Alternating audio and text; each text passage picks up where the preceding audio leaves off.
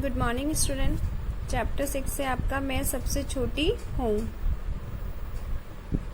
अब देखो, कविता के माध्यम से माँ की ममता भरी छाँव को न छोड़ने में सदा माता के साथ प्रेम का सुख, ममत्व मतलब होता है प्रेम का सुख लेने की कल्पना कवि ने की है, जो हर बच्चे की चाहत होती है।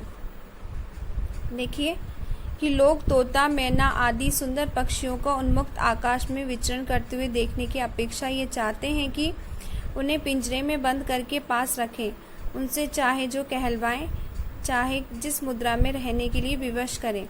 यही सौंदर्य का दुरुपयोग है।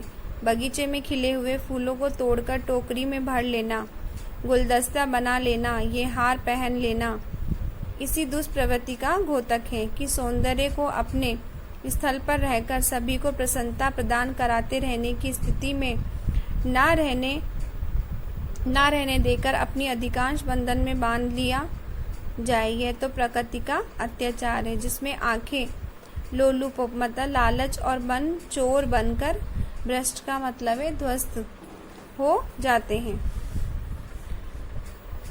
अब देखो कि मैं सबसे छोटी हूँ, तेरी गोद में सोऊं, तेरा अंचल पकड़ पकड़ कर फिरूं, सदा माँ तेरे साथ, कभी न छोड़ूं तेरा हाथ।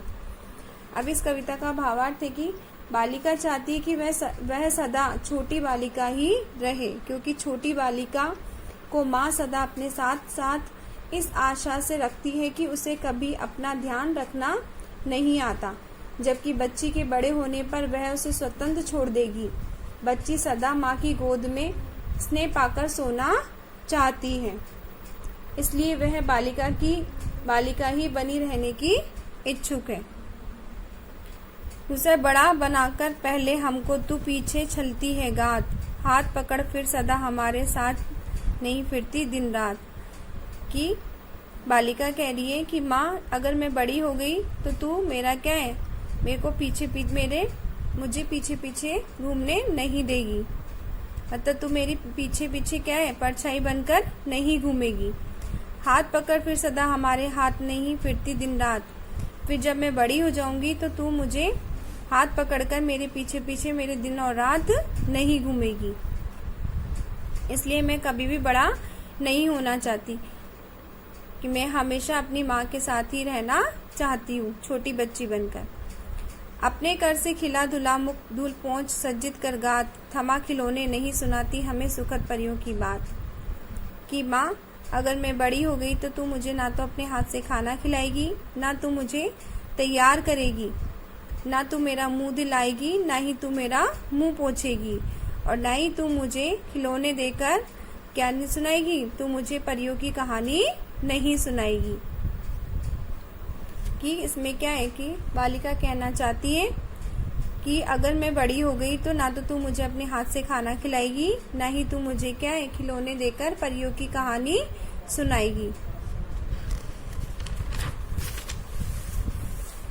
ऐसी बड़ी न हूँ मैं, तेरे स्नेह से खोऊं न मैं, तेरे आंचल की छाया में छिपी रहूं, निस्पृह निर्भय कहूँ दिखा दे चंद्रोदय।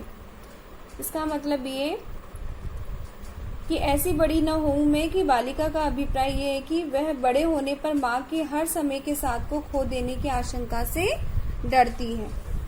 तेरे आंचल की छाया में मैं क्या रहूं, हमेशा छिपी रहूं।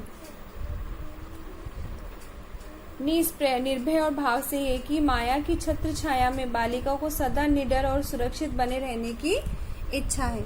वो क्या कहती है कि मुझे ऐसा निडर नहीं बनना, और न ही मुझे चंद्रमा उदय होते देखना है, क्योंकि मैं क्या हूँ, तेरे साथ ही रह के देखना चाहती हूँ, मैं निडर नहीं बनना चाहती।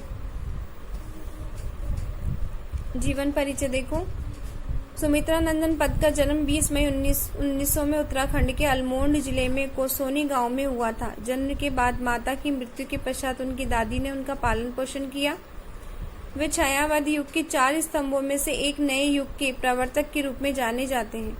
इन्हीं हिंदी भाषा के सर्वश्रेष्ठ ज्ञानपीठ पुरस्कार से सम्मानित किया गया। वीणा ग्रंथि, पल्लव गुंजन, युगवाणी, 5 कहानियां, हार उपन्यास आदि इनकी प्रमुख रचनाएं हैं। उन्हें पद्म भूषण से सम्मानित किया गया तथा साहित्य अकादमी सोवियत लैंड नेहरू पुरस्कार और भारतीय ज्ञानपीठ पुरस्कार प्राप्त हुए। इनका देहांत 28 दिसंबर 1977 को इलाहाबाद में हुआ था। Thank you.